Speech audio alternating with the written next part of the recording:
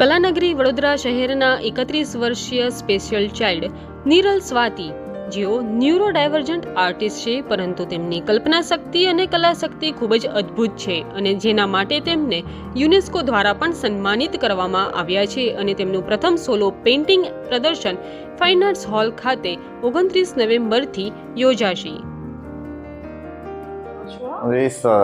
Very good. તમને ડ્રોઈંગમાં શું ગમે છે? ડ્રો કરવાનું યાદ નથી. અમરેલા ગમે છે, પછી ગણપતિ, બસ પછી બીજું શું ગમે છે? પછી બીજું મને યાદ નથી આવતો હવે. ગુર્જા પૂજાનો આવે છે. પછી બર્ડ્સ ને એવું બધું? બસ કેટ, પછી આગળ એસેટના ગમે છે ડ્રોઈંગ કર્યા સિવાય? અમરેલા, કુકિંગમાં શું ગમે છે?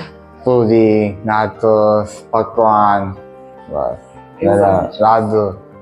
નિરલ અમારો ન્યુરો ડાયવર્જન્ટ સ્ટુડન્ટ છે અને એની જર્ની મારી સાથે શરૂ થઈ લગભગ એ 10-11 વર્ષનો હશે ત્યારથી શરૂ થઈ. હી ઇઝ 93 બોર્ન અને ત્યારથી અમે લોકોએ કામની શરૂઆત કરી અને એવરી ડે, ત્યારે પણ એનો રીસ્ટાર્ટ ડે હતો અને આજે બી રીસ્ટાર્ટ ડે છે, પણ હી હેઝ એક્સેલન્ટ સ્ટ્રેન્થ કે એને કોઈ છોછ નથી કોઈ વસ્તુનો અને બધી જ વસ્તુ એન્જોય કરતાં કરે છે. તો એ મારા માટે એઝ અ ટીચર એની સૌથી મોટી સ્ટ્રેન્થ છે અને એ જ સ્ટ્રેન્થના આધારે અમે આટલા વર્ષોથી સાથે કામ કરી રહ્યા છીએ અને હજુ પણ આગળ અમે કામ કરીશું. જનરલ મેં જે પ્રમાણે ઓબ્ઝર્વેશન કર્યું છે એ પ્રમાણે કેટ્સ, ડોગ્સ અને બર્ડ્સ ખૂબ ગમે છે. 3 એલિમેન્ટ એને ખૂબ ગમતા હોય છે અને બાકી એનું એવરી ડેનું જે ઓબ્ઝર્વેશન હોય કે આજે શું કર્યું છે એના ઉપર એનું વધારે ફોકસ હોય છે. એ જનરલી જે આપણે કહીએ ને કે બચ્ચાઓને કંઈ બી કહીએ અથવા કોઈને પણ આપણે કહીએ તો એ લોકો માઉન્ટેન ડ્રો કરશે, સન ડ્રો કરશે, મૂન ડ્રો કરશે. એના ડ્રોઈંગમાં એવું નહીં આવે.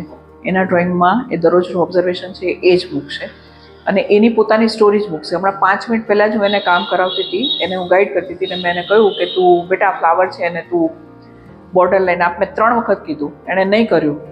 મને કહે છે ને આ ફ્લાવર નથી, એ સન છે.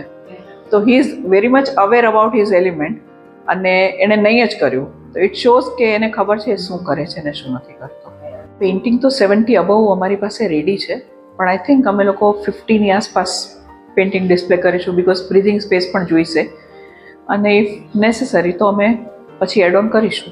આ પ્રથમ વખત આવી રીતે આયોજિત કરવામાં સોલો શો પહેલી વખત છે, બાકી એ નાનપણથી નેશનલ ઇન્ટરનેશનલ કોમ્પિટિશન્સમાં પાર્ટિસિપેટ કરે છે અને લગભગ બધી જગ્યાએથી એ વિનિંગ લેવલ ઉપર લઈને આવે છે એના સર્ટિફિકેટ્સ. શરૂઆતનો પિરિયડ એવો હતો કે સર્કલ કરે, એ હા પાડે, સર્કલ કરતાં ભૂલી જાય શું કરું છું.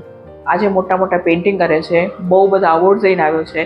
હું યુરોપ જનરલી જતી હોઉં છું, ત્યાં બધા આર્ટિસ્ટ જેની સાથે હું કનેક્ટેડ છું બધા નિરલના નામથી ઓળખે છે કે નિરલ કોણ છે. સો એનું આજ છે અને ગઈકાલે એ સર્કલ ભૂલી જતો એ નિરલ છે અને અમારો જ નિરલ છે અને તમારો નિરલ છે અને બધાનો નિરલ છે. અમારે 2 દીકરાઓ છે. એક મોટો છે 39 યર્સનો છે અને આ નિરલ 31 છે. બંને સ્પેશિયલ દીકરાઓ છે. એમાં નિરલનું નાનપણથી જ અમને કોઈ કીધું કે ભાઈ એને ડ્રોઈંગમાં મોકલો, એટલે અમને તો એમ હતું કે ભાઈ એની એકાગ્રતા વધે એના માટે ખાલી એને અમે ડ્રોઈંગમાં શરૂ કર્યું હતું અહીંયા મોકલવા માટે. અને પછી તો એનો શોખ દેખાતો ગયો એટલે એમાં ઘણો આગળ વધી ગયો. એ નાનપણમાં જ્યારે આવતો હતો મેડમ પાસે આ મુદ્રા સ્કૂલમાં, ત્યારે સીધી લીટી પણ નહોતો દોરી શકતો. આજે એ સોલો એક્ઝિબિશનના સ્ટેજ સુધી પહોંચી ગયો છે એટલે અમને ખૂબ ખુશી થાય છે. અમે ક્યારે આવી કલ્પના પણ નથી કરી કે અમારો દીકરો આવા સ્ટેજ પર પહોંચી શકે. એમાં કિરણ મેડમ, મુદ્રા સ્કૂલનો બહુ મોટો ફાળો છે.